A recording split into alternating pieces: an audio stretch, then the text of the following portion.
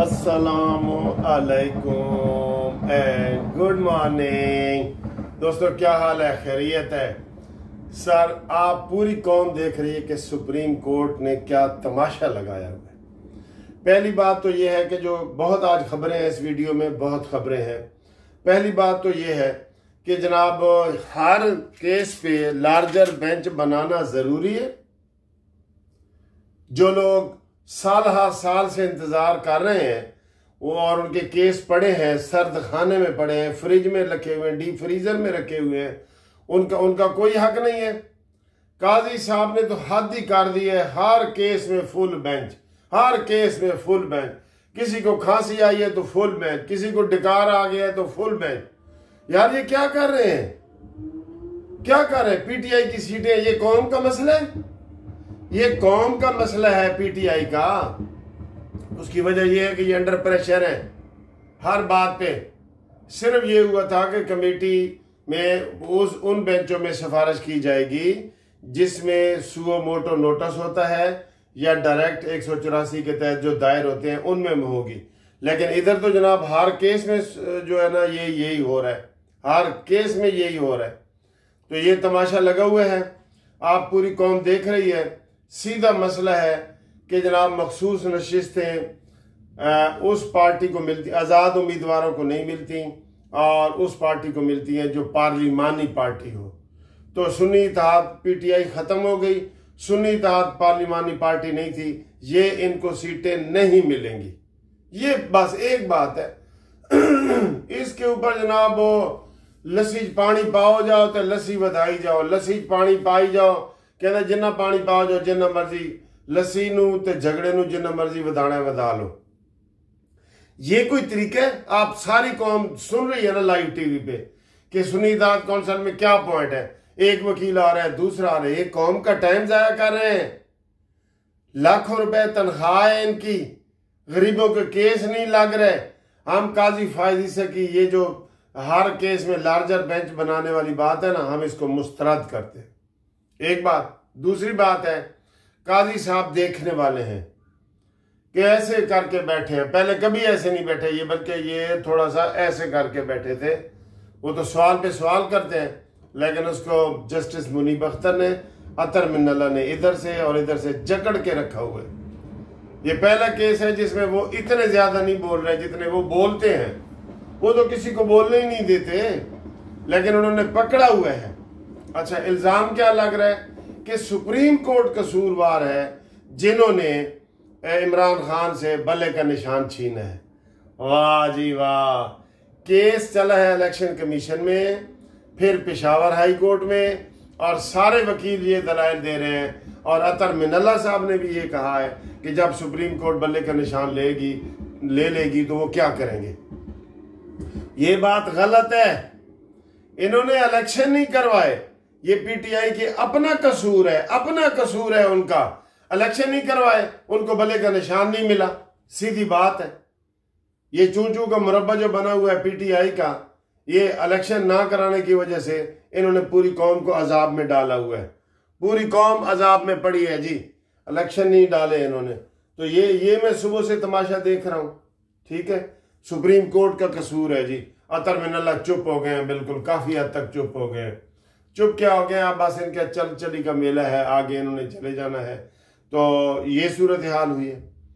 और जो दूसरी हमारे पास खबरें हैं वो ये अभी केस चल रहा है, और वो जो अली गौहर साहब हैं सीनियर वकील, तो मैं नहीं कहूँगा जूनियर ही हैं हमारे, वो जनाब बाहर प्रेस कॉन्फ्रेंस से कर रहे हैं कि ये 77 सीटें हमारी हैं, हमें मिलेंगी। और ये वो सब जुडिस मैटर होता है, जो अदालत में केस पेंडिंग पड़े होते हैं, उनके ऊपर आप इजहार राय नहीं कर सकते, लेकिन वो धड़ाधड़ इसके ऊपर कर रहे हैं। अब आपको एक और बड़ी ब्रेकिंग न्यूज़ दूँ, नून लीग के हवाले से बड़ी ब्रेकिंग न्यूज़ है। क्या ब्रेकिंग न्यूज़ है पता है आपको?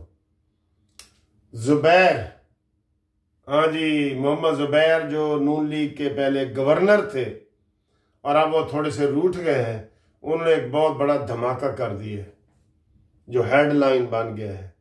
क्या धमाका किया है कि नवाज शरीफ ने लंदन में जनरल बाजवा से, कमर जवेद बाजवा से मुलाकात की है। ओ, इतना बड़ा इंकशाफ, और वो भी अपनों ने। अब जुबैर तो आपको पता है नवाज शरीफ और मरियम नवाज का ही तर्जमान था। ये भी नून लीग की गलत पॉलिसी है कि रूठे हुए को नहीं मना रहे, इनको बार बार मनाना चाहिए।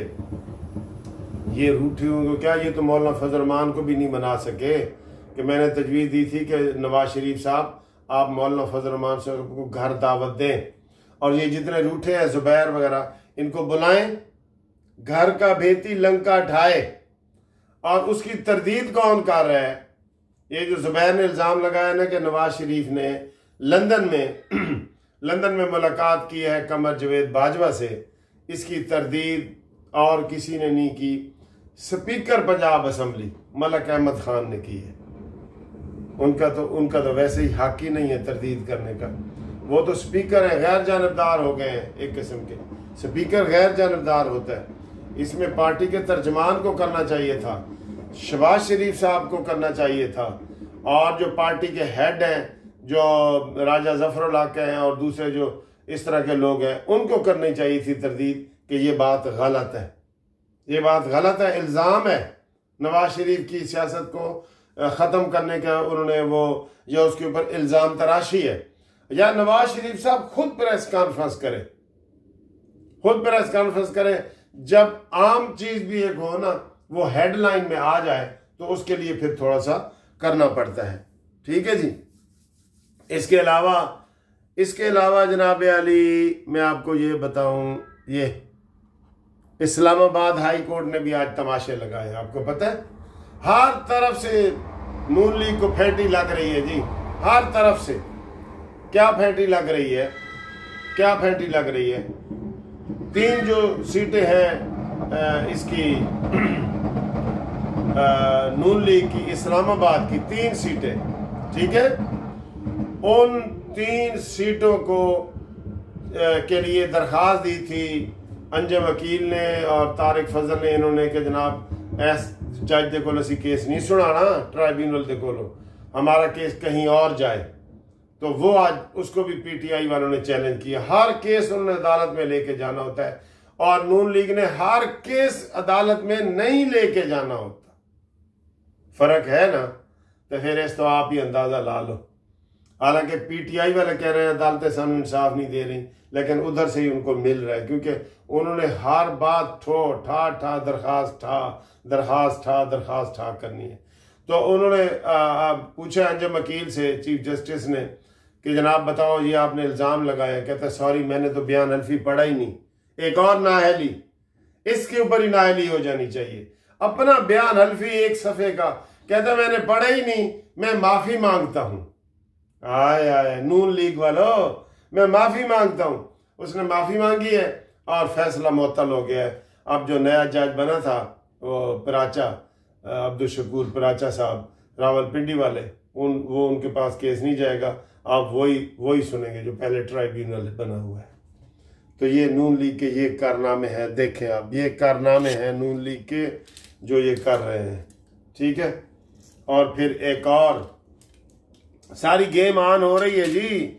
एक और केस आपको पता है, इमरान खान को नाअहल किया हुआ है इलेक्शन कमीशन ऑफ पाकिस्तान ने, इसलिए वो इलेक्शन में हिस्सा, जेल में भी बैठ के उन्होंने नहीं न लिया हिस्सा। अब उनके अली जफर ने एक एप्लीकेशन दायर कर दी। ये माहौल ऐसा गरम गरम बन रहा है ना, नवाज शरीफ के खिलाफ बड़ा इल्ज़ाम, और इमरान के खिलाफ अली जफर ने दरख्वास्त दे दी है कि नाअहली इनकी ख़त्म की जाए, ताकि ये ज़िमनी इलेक्शन में मेंबर कौमी असम्बली बन सके। ये देखा है ये वाला, और इसमें भी वो जीत जाएंगे, इसमें भी वो जीत जाएंगे, देख लेना, इसमें भी वो जीत जाएंगे, और इमरान खान आके कौमी असम्बली का मेंबर बन जाएगा। ठीक है, क्योंकि इन्होंने तो कहीं कोई कार्रवाई की नहीं, ना करनी है ना की है। ठीक, और इसके अलावा जनाब अली इमरान को रिहा करो, जो इन्होंने मुहिम चलाई है, वो सारे MNA MPA सारे इकट्ठे होके सुप्रीम कोर्ट गए एहतजाज के लिए। पार्लियामेंट से सुप्रीम कोर्ट एहतजाज हो रहा है, वो भी देखें, अनोखा, असद कैसर साहब की निगरानी में। तो सर जी वो बड़े एक्टिव हो गए हैं पीटीआई वाले, नून लीग वालों के ऊपर इल्ज़ाम लग रहे हैं, नून लीग वालों को अदालतों से रिलीफ नहीं मिल रहा और उधर से मिल रहा है, और सुन्नी इत्तेहाद कौंसिल वाला केस इस वक्त ज़ेर समाअत है। जब ये मैं वीडियो बना रहा हूँ तो अगली वीडियो में उसका रिजल्ट भी बताएंगे।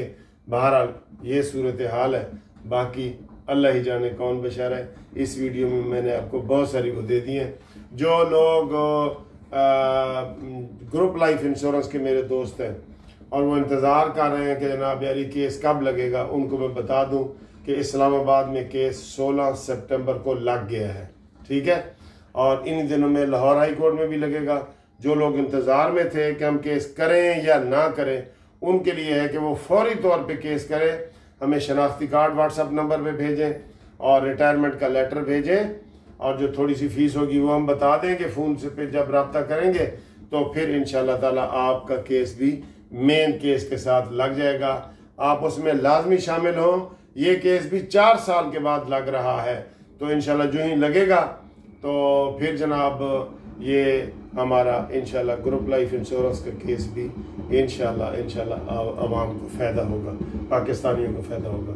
ठीक है जी, मिलते हैं एक नई वीडियो के साथ। अल्लाह हाफिज़।